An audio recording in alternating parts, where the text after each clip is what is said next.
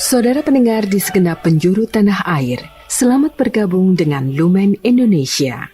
Lumen Indonesia siap melayani Anda setiap hari. Saudara terkasih, marilah kita bersatu dalam Tuhan kita Yesus Kristus yang tidak berubah dahulu, sekarang, dan selama-lamanya. Allah Sang Maha Rahim mengasihi dan menerima sebagaimana adanya kita. Allah Bapa kita di surga senantiasa bersedia menolong, menghibur, dan meneguhkan kita dalam menghadapi segala permasalahan hidup sehari-hari.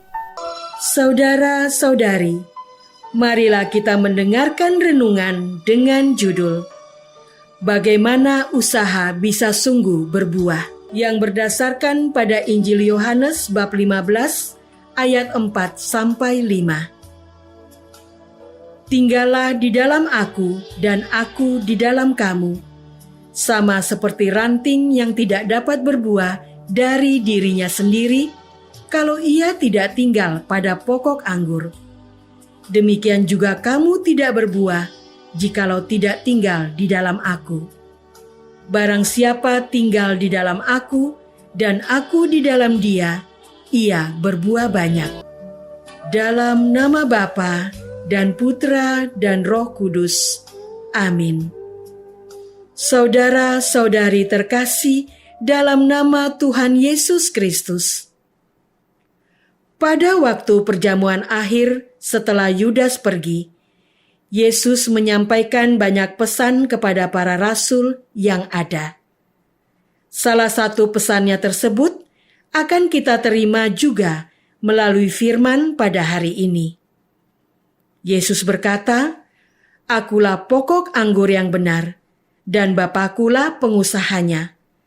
Setiap ranting padaku yang tidak berbuah, dipotongnya. Dan setiap ranting yang berbuah, dibersihkannya, supaya ia lebih banyak berbuah. Kamu memang sudah bersih karena firman yang telah kukatakan kepadamu. Tinggallah di dalam aku, dan aku di dalam kamu. Sama seperti ranting yang tidak dapat berbuah dari dirinya sendiri, kalau ia tidak tinggal pada pokok anggur, demikian juga kamu tidak berbuah, jikalau tidak tinggal di dalam aku. Akulah pokok anggur, dan kamulah ranting-rantingnya. Barang siapa tinggal di dalam aku, dan aku di dalam dia, ia berbuah banyak, sebab di luar aku, kamu tidak dapat berbuat apa-apa." Saudara-saudari terkasih, Yesus juga berkata, "Barang siapa tidak tinggal di dalam aku, ia dibuang keluar seperti ranting dan menjadi kering, kemudian dikumpulkan orang dan dicampakkan ke dalam api, lalu dibakar.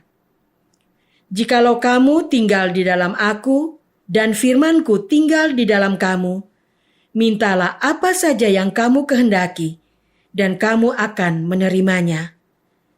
Dalam hal inilah Bapa-Ku dipermuliakan, yaitu jika kamu berbuah banyak, dan dengan demikian kamu adalah murid-murid-Ku." Firman Yesus pada hari ini menegaskan bahwa untuk bisa berbuah banyak, manusia perlu tinggal di dalam Yesus, dan Yesus di dalam manusia. Bagaimanakah caranya tinggal di dalam Yesus dan Yesus di dalam manusia? Pemahaman arti di dalam selaras dengan salah satu hukum matematika mengenai himpunan bagian.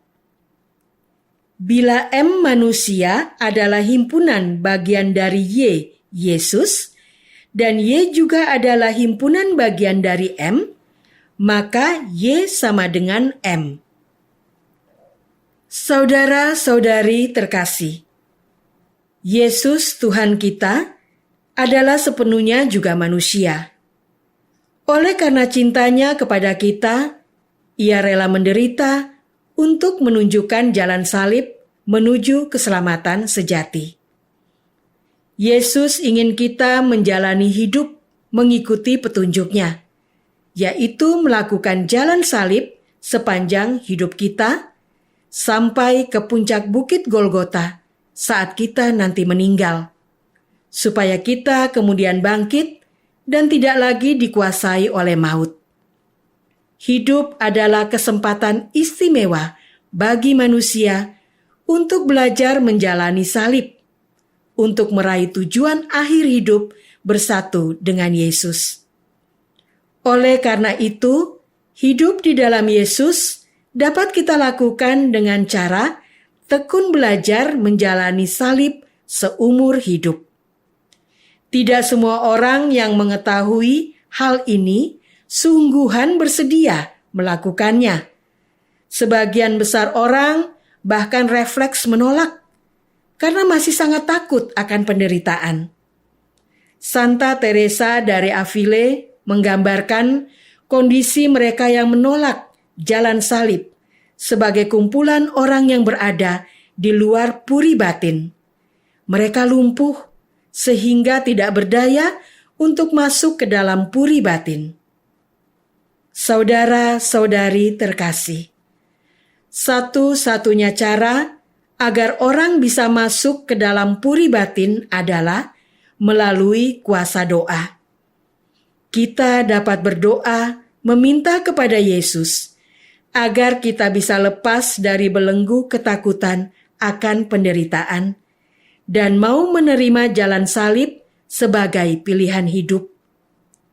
Kita juga bisa berdoa kepada Yesus agar orang-orang yang kita kasihi pun bersedia melepaskan ketakutannya akan penderitaan dan mengikuti panggilan Yesus untuk menjalani salib sepanjang hidup.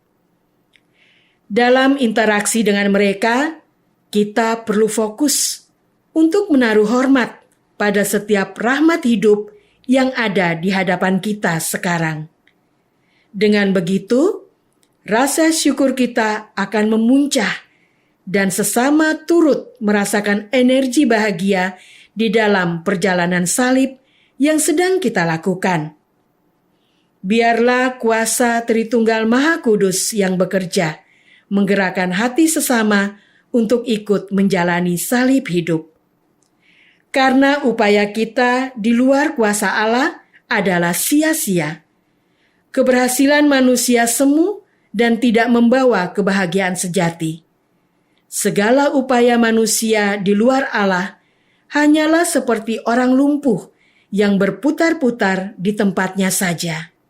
Marilah kita masuk dalam saat hening sejenak untuk meresapkan renungan yang baru saja kita dengar bersama dalam kehidupan iman kita masing-masing. Maukah saya berdoa, mengakui ketakutan akan derita, menaruh hormat atas salib di depan mata, dan menjalaninya dengan penuh syukur? Marilah kita berdoa. Tuhan Yesus, terima kasih atas teladan hidup-Mu yang menjadi petunjuk jalan keselamatan bagi kami. Ada kalanya kami menolak untuk menderita dan masih mengejar kesenangan semu mengikuti keinginan kami sendiri. Sadarkanlah kami ya Tuhan, tuntunlah kami untuk berserah kelemahan. Ajarilah kami untuk menaruh hormat, bersyukur, dan dampingilah kami menjalani salib sepanjang hidup. Amin. Semoga kita semua selalu dinaungi dan dibimbing oleh berkat Allah yang Maha Kuasa. Dalam nama Bapa dan Putra dan Roh Kudus. Amin. Dengan penuh kasih dan sukacita, Lumen Indonesia mengundang saudara-saudara seiman di segenap penjuru tanah air. Sekiranya ada tanggapan ataupun saran, kirimkan surat Anda ke Lumen Indonesia. Terima kasih atas perhatian Anda. Sampai berjumpa lagi dengan Lumen Indonesia pada waktu dan gelombang yang sama esok hari.